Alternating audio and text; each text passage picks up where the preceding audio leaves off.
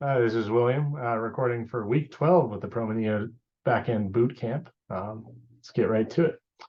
So this week we were doing a JUnit testing. So we just wrote some basic code and put it through the ringer, basically. So first we created a new Maven project.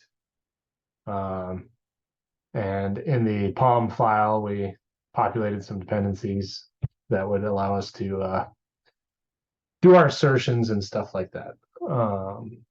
So moving forward, we first made our methods that we wanted to test. In this case, we made two. We made one where we were going to be adding positive numbers, but we needed to check and make sure that those numbers were positive.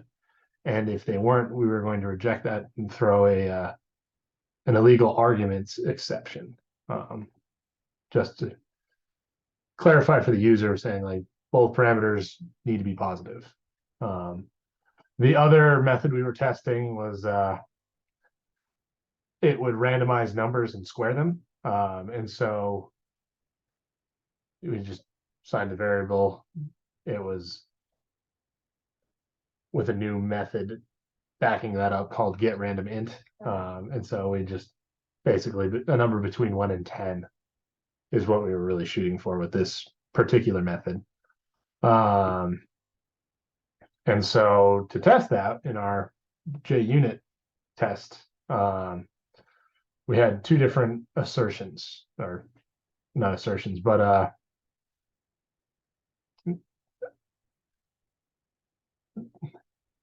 tests that would make sure that these things operated the way that we wanted to. So the first, for the first method in our test demo Java file, was this assert that two positive numbers are added correctly.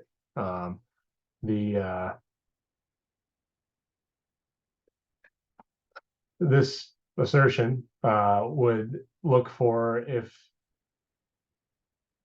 there was no expected or expect exception thrown, that it would assert that the method in our test demo Java file, when we would add A and B, is equal to our expected.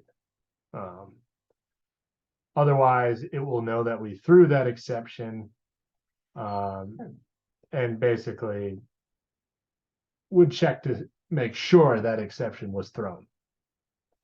And so in that particular assertion, we ran a bunch of different tests to make sure that it was going to be doing such. So for example, with A being 2, B being 4, we'd expect the outcome of A plus B to be 6. And we'd assume that no expected exception was thrown here. So we make false there.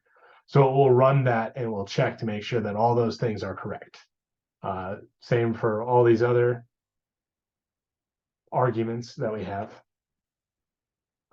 And then for our second method that we were testing, the random squared numbers, we had a new assertion here called assert that number squared is correct.